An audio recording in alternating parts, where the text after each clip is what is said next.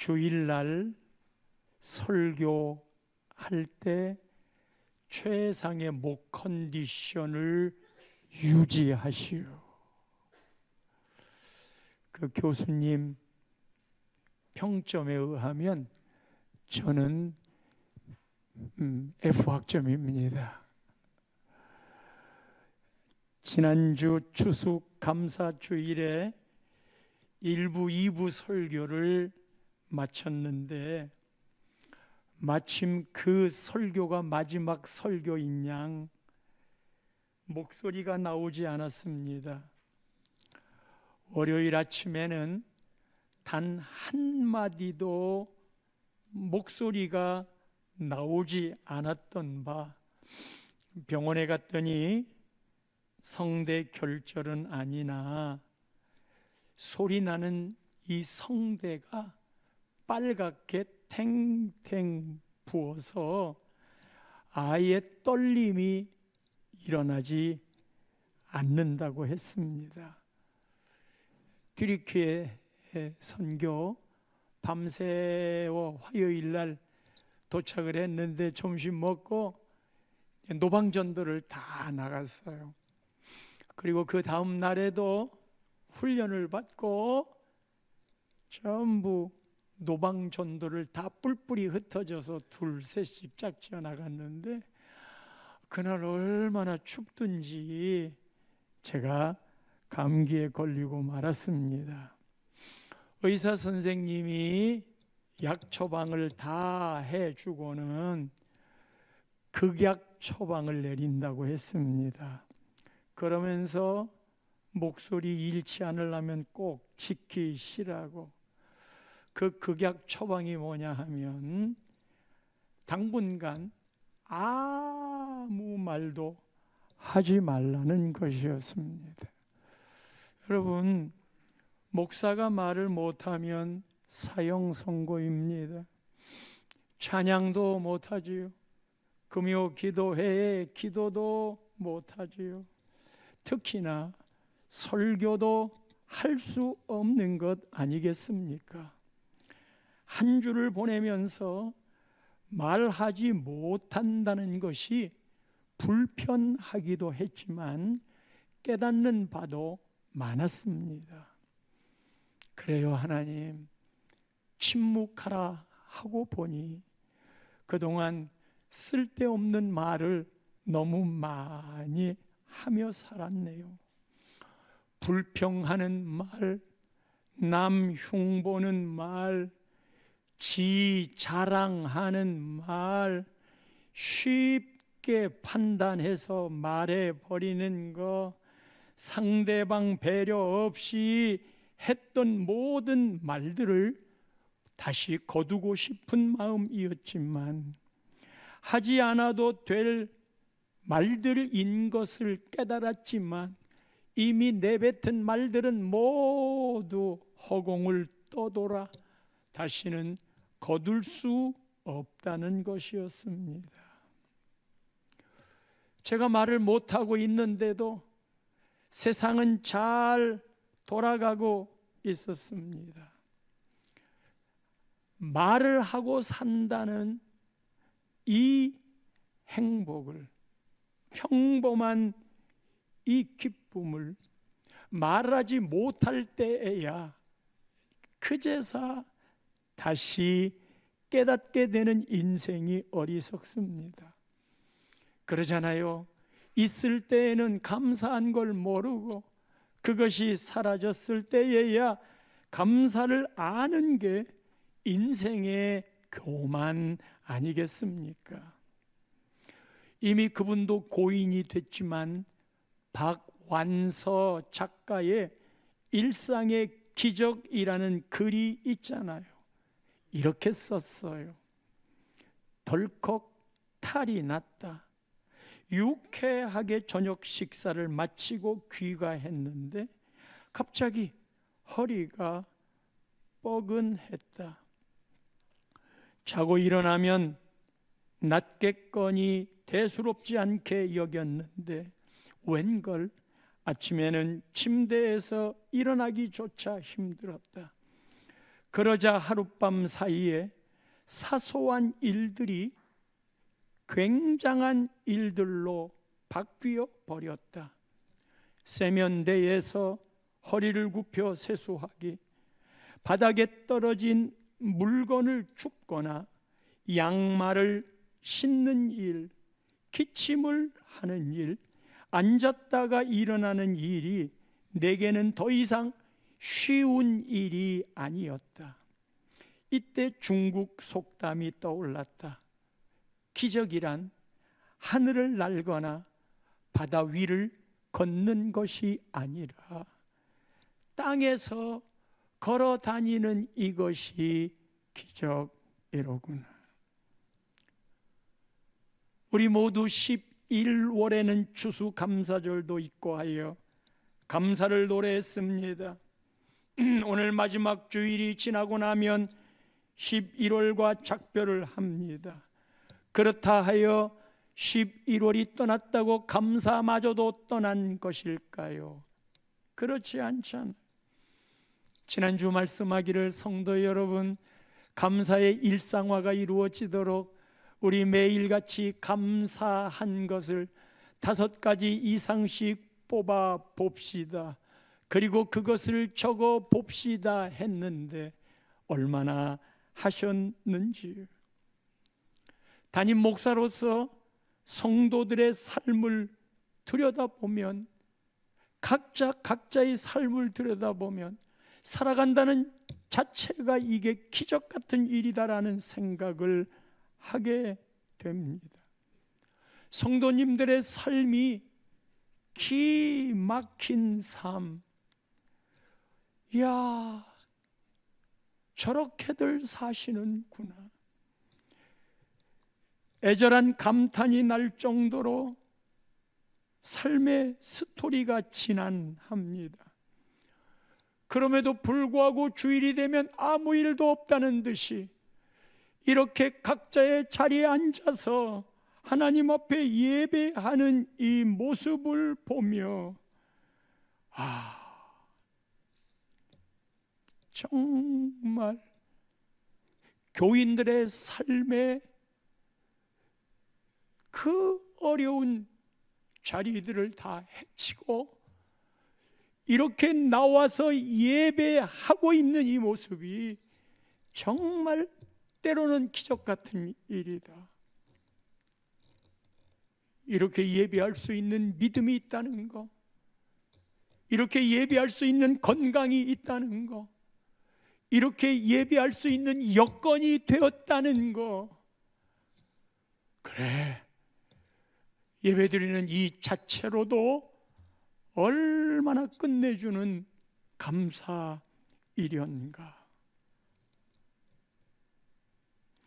오늘 시편 100편은 그 표제가 감사의 시입니다.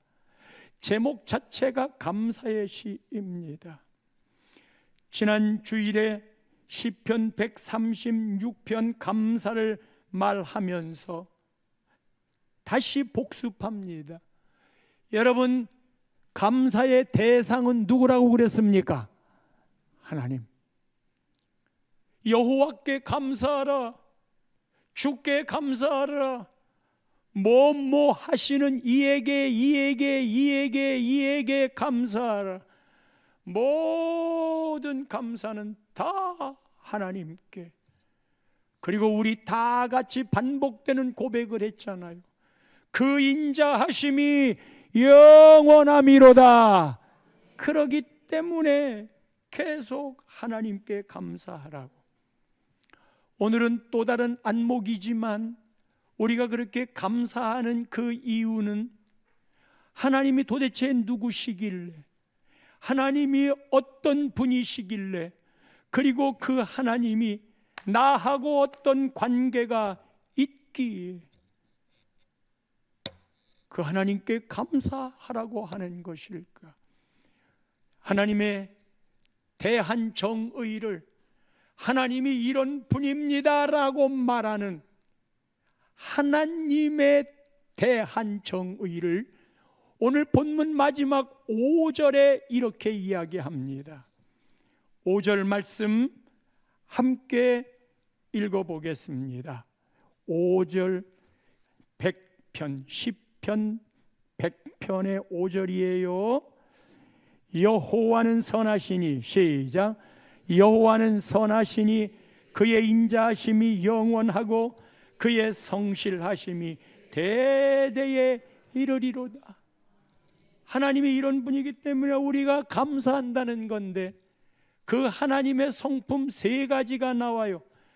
첫째로 선하시고, 둘째로 인자하시고, 셋째로 성실하시고. 요 3가지는 하다가 끝나는 게 아니라 영원하답니다. 요 3가지는 대대에 우리의 후손에게까지 이어진답니다. 이 하나님의 성품은 하나님의 언약적인 선포로서 그대들의 상태에 따라 바뀌는 게 아니고, 하나님 내가 선포하노니 이 약속은 언약적으로 그대들이 어떠하든 내 약속은 변하지 않는다.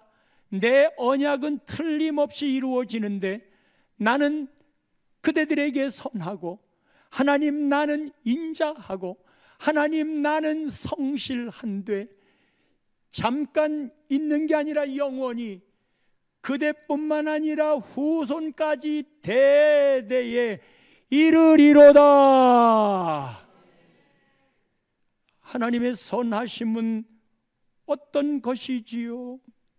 이 하나님은 천지를 창조하실 때 보시기에 좋았다, 사람을 창조하고는 심히 좋았다 그랬어요.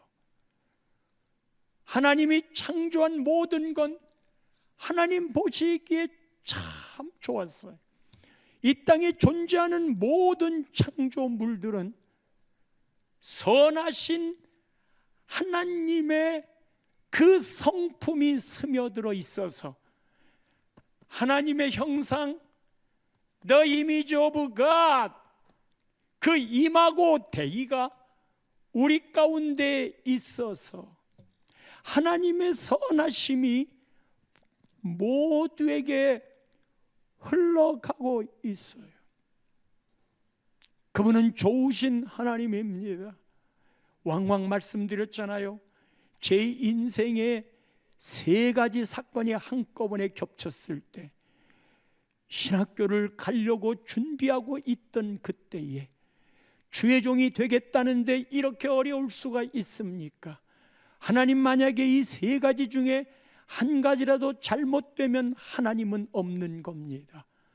그러나 하나님을 경험했기에, 목사가 되겠다고 준비하는 나였기에 차마 그렇게 말할 수는 없어서, 하나님 이 3가지 중에 한 가지라도 좀 빼주세요. 그래야 견딜 수 있을 것 같아요. 세월이 흘러 하나님은 이 모든 것들을 다 제 자리에 단단하게 서게 하셨고, 그렇게 되기까지 제가 그 일을 이겨나갈 수 있는 건 딱 한 가지만 붙잡았단 말이에요. 육신의 애비도 자식에게 좋은 걸 줄 알거든 하물며 하늘에 계신 너희 아버지일까 보냐. 할렐루야. 그때 유행했던 좋으신 하나님, God is so good, He is so good to me. 그래요, 하나님은 좋으신 분이에요. 지금은 나에게 그게 아니어도 좋으신 하나님, 좋으신 하나님, 좋으신 하나님. 하나님은 그렇게 믿고 매달렸던 저를 배반하지 아니하셨고 모든 걸 다 제자리에, 그리고 지나온 과정들은 힘들었으나 그것이 실력이 되어 나를 한 단계 업그레이드 하셨던 하나님, 선하시대요. 좋으신 하나님. 인자라고 하는 것은 자비하심이지요. 우리를 긍휼히 여겨주시는 거지요. 이것은 하나님의 사랑이지요. 하나님을 생각하면 늘 푸근해요. 어려운 문제를 가지고 강대상에 엎드리면 오셔서 내 어깨를 붙잡아 주시는, 그래서 그 평안한 품 안에 염려가 염려되지 아니하는, 염려보다도 더 큰 하나님의 사랑이, 그 인자하심이 내 인생을 지금까지 그리고 앞으로도 이끄실 것인가. 하나님의 성실하심은 약속한 걸 어기시지 않겠다. 성경은 모두 언약입니다. 하나님의 약속입니다. 우리 하나님 전능하시지만 하지 못하는 게 있습니다. 우리 하나님 전능하시지만 하지 못하는 게 뭘까요? 거짓말하는 겁니다. 하나님은 거짓말하지 못하십니다. 그렇기 때문에 우리가 하나님의 약속을 붙잡고 기도하면 하나님의 약속이기 때문에 그 기도는 반드시 응답되오니, 기도하실 때 하나님의 말씀을 붙잡고 기도하시기 바랍니다. 그 성실하심은 우리를 향하여 신실하심으로 찾아오는데 이게 영원하대요. 그리고 이것이 대대에 이른대요. 이런 하나님이 남의 하나님이면 뭐합니까? 나의 하나님이 되어야지. 지금 5절은 하나님에 대한 팩트입니다. 그러나 이 팩트를 받아들이지 않는 사람이 이 땅에 수없이 많아요. 말하라면 해요. 오, 하나님의 성품은 선하고 인자하시고 성실하셔. 모든 좋은 말을 다 갖고 이야기한다 하더라도 그것이 관념적으로, 그것이 지식적으로 알고 있는 것이라고 한다면 그 하나님이 나하고 무슨 상관입니까? 선하시고 인자하시고 성실하신, 영원하시고 신실하신 이 하나님이 오늘 우리와 그리고 나와 직접적인 관련이 있기 때문에 이 역사가 우리 가운데 임하는 겁니다. 그 말씀이 3절이에요. 본문 3절 보겠습니다. 여호와가 우리 하나님이신 줄 너희는 알지어다. 그는 우리를 지으신 이요 우리는 그의 것이니 그의 백성이요 그의 기르시는 양이로다. 우리 보고 알래요. 여호와가 누구인지를 알래요. 호세아 선지자는 여호와를 알자, 힘써 여호와를 알자 그랬는데 그 하나님이, 여호와가 우리의 하나님이래. 그걸 알래요. 여러분들의 하나님입니다. 근데 이 하나님이라는 개념이 막연할 수 있어요. 더 구체화하고 있는 게 그 다음 말입니다. 하나님이 나에게 누구이냐? 하나님은 나를 지으신 이에요. 하나님은 창조자고 나는 피조물이에요. 우리 부모님이 사랑해서 내가 태어난 것 같지만 하나님의 택정함에는 태초전부터 있었다 하니 하나님은 창조자, 우리는 피조. 첫째로 나를 지으신 분, 실감이 안 나시나요? 우리 엄마 아빠가 나서 실수해서 낳대, 그런 존재인 건가요? 어머니 왜 나를 이렇게 비참하게 낳으셨습니까? 그래서 실수한 것일까요? 하나님은 그런 나를 지으셨대요. 두 번째는 우리는 그의 것이래요. 나는 그의 것. 이건 소유입니다. 하나님의 소유입니다. 하나님의 소유라는 건 그분이 주인이라는 말입니다. 내 인생의 주인은 내가 아니고 하나님이십니다. 아멘이십니까? 이 단계에 정말 그래요 하고 아멘이라고 말해야 하나님을 제대로 알고 내가 누구인지를 제대로 아는 것. 우리는 하나님의 것, 하나님의 자녀, 하나님이 우리 인생의 주인입니다. 세 번째는 그의 백성입니다. 백성에게는 왕이 있습니다. 이 말은 하나님은 왕입니다 하는 겁니다. 하나님이 왕일 때에는요, 어명이라는 게 있어요. 지금이야 개인주의가 발달하고 자유와 인권이라는 말 때문에 이런 말의 권위를 인정하지 않지만, 어명이요 라고 말하면 그게 곧 법이 되었던, 하나님이 왕이시라면 우리에게 어명이요 라고 말하면 해야 될 백성은 예의하고 듣는 것인지, 하나님이 우리에게 명령하신 것 수없이 많지만 아주 그냥 간단하게 생각하면요, 안식일은 주의 것이다, 주의 날이라, 이 날을 날 도둑하지 말아라, 나를 도둑하지 말아라. 그 안식일은 주의 날이다 그러면, 그래서 그게 주일이잖아요. 하나님의 날이다, 사사로이 쓰지 말아라, 예의. 물질을 주시는 분이 하나님이다, 그것을 고백하는 게 10의 1조다. 그러니까 9개는 너 다 쓰고 1개는 하나님이 주셨다는 신앙 고백으로 하거라. 앵벌이처럼 내가 그거 따먹겠냐, 알았느냐라고 말하면, 예, 그것은 주의 것입니다, 주의 것을 구별합니다, 그 어명에 예의하고 말하는 게 그의 백성이에요. 우리는 모두 하늘나라의 시민권을 갖고 있습니다.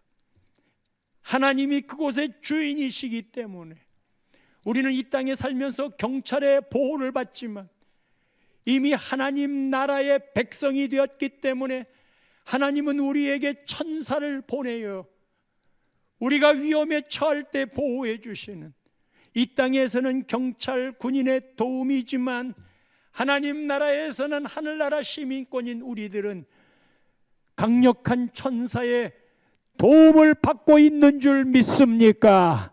눈에 보이지 않지만 우리는 그런 신분의 사람이요. 또 하나가 3절 마지막에 그의 기르시는 양이라, 그의 기르시는 양이라. 우리가 양이면 하나님은 목자이시지.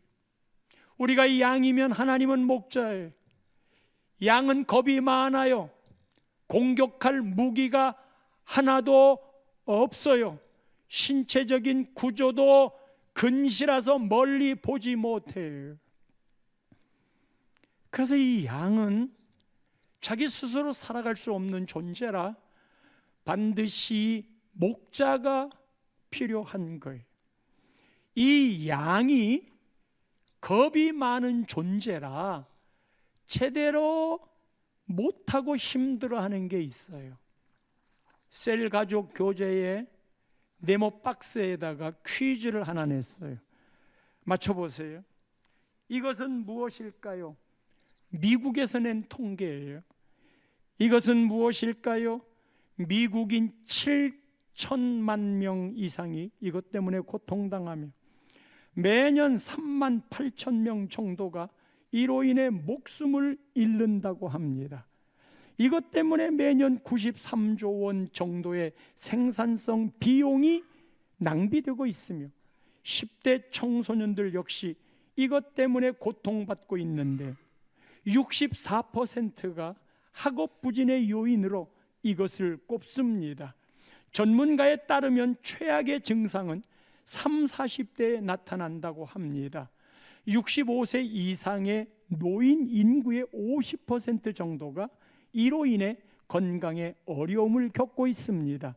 이 문제를 해결하기 위해 의사 상담, 호르몬 요법, 약물 치료, 식이요법, 명상 치료도 합니다. 과연 이것은 무엇일까요?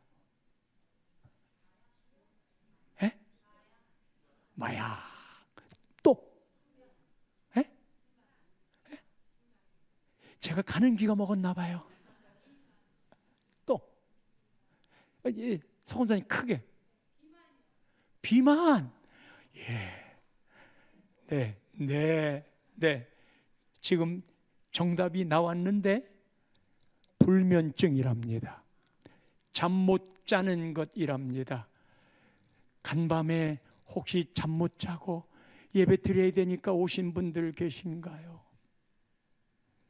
양은 겁이 많고 두려움이 많아서 잠을 푹 못 잔답니다. 그래서 서서 있답니다. 그런데 여러분, 시편 23편 2절 말씀에 보면은 푸른 풀밭에 누이시며 푸른 풀밭에 누이시며 쉴 만한 물가로 인도하신다. 누가? 목자가. 여기에서 푸른 풀밭에 누인다는 말, 풀밭에 누울 수가 없대요, 양은. 근데 목자는 푸른 풀밭에 누인답니다. 이 푸른 풀밭에 양을 누일 수 있는 조건이 4가지가 있대요. 그래야만 푸른 풀밭에 눕는데요. 그걸 목자가 만들어 주는 건데 이 4가지 중에 한 가지라도 빠지면 눕지를 못한대요. 그러니까 여호와께서 푸른 풀밭에 누인다는 이 한마디 단어 속에 양의 특징을 알면 얼마나 목자 되신 하나님이 우리 삶을 이끄시나 하는 것을 알 수 있는 바, 4가지의 첫 번째가 두려움에서 벗어나 안전하다는 확신이 보여야만 눕는데요. 겁이 많기 때문에. 두 번째는 늑대 같은 천적이 안 보여야 되는데 멀리서 그렇게 우는 늑대 소리만 들어도 누울 수가 없대요. 세 번째는 자기 몸에 해충이 있을 때, 찐득이, 말파리, 기생충 같은 것이 있을 땐 눕지를 못한대요.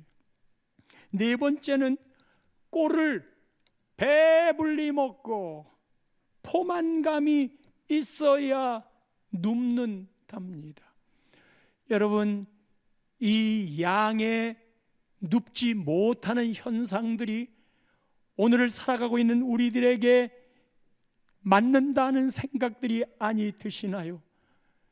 왜 그렇게 염려가 많고 걱정이 많고 두려움이 많고 미래와 앞날에 대하여 진로에 대하여 어찌해야 할까 하는 안전부절의 삶, 늑대 같은 천적처럼 우리의 경쟁자들이 얼마나 많이 있어요. 그리고 우리를 넘보고 있는 어둠의 세력들은 또 얼마나 나를 핍절하게 만들고 무너지게 만들려고 하는 공격자들이 또 얼마나 많아요. 그런 곳에서 살고 있지. 우리 안에 해충은 왜 없어요? 특별히 그 죄의 해충들 말이에요. 이 죄책감 때문에 밤에 잠을 못 자. 사람하고 어그러진 관계 때문에 그냥 나를 괴롭히고 있어.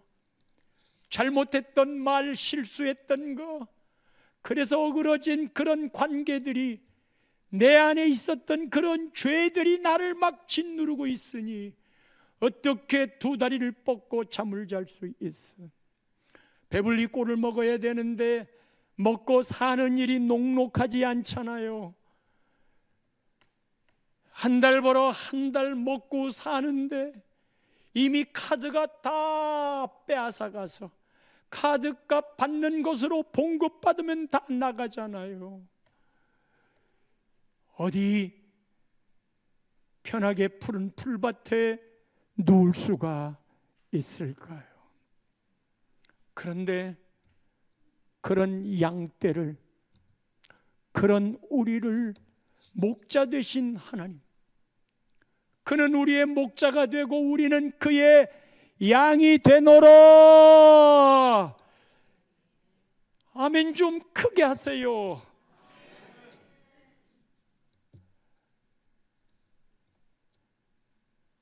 하나님이 나와 상관이 없으면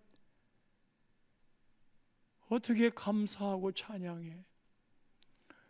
그 하나님이 우리의 하나님, 나의 하나님이야.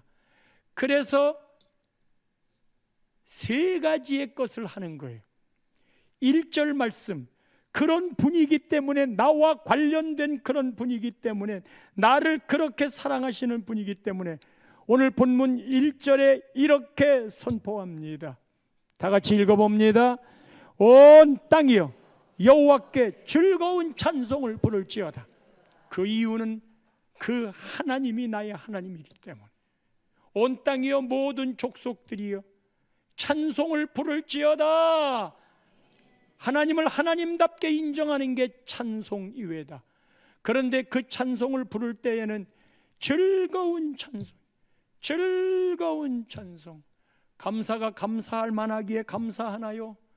감사하지 않아도 범사에 감사하는 것, 그리스도 예수 안에서 너희를 향하신 하나님의 뜻이니라. 누구에게 찬송을? 여호와께. 이때 부를지어다 하는 거는요, 전쟁을 하고 개선 장군이, 왕이 전쟁에 이기고 들어올 때 수많은 사람들이 뒤에 포로를 이끌고 개선 장군으로 왕이 돌아올 때 모두가 온 힘을 다하여, 그것도 기쁜 마음으로 승리했다고 좋아하는, 그때 부르짖는, 우리가 하나님 앞에 찬양할 때 흘러가면 가는 거지. 예. 그냥 환호할 때는 두 손을 들고 호산나 찬송하리로다. 그렇게 찬송을 부르는 이유가 그 하나님이 나의 하나님이기 때문에. 두 번째는, 이게 우리가 할 일인 거예요. 두 번째 우리가 그분에게 보여줘야 될 일이 2절 말씀입니다. 기쁨으로 여호와를 섬기며 노래하면서 그의 앞에 나아갈지어다. 뭐 하래요? 나아가래요. 하나님 앞에 나아가래요. 하나님 앞에 나아가래요. 하나님이 하나님인 걸 아는 사람들은 해야 할 일이 뭐냐면 하나님 앞에 나아갈지어다. 그 나아가는 게 여호와를 섬기는 거예요.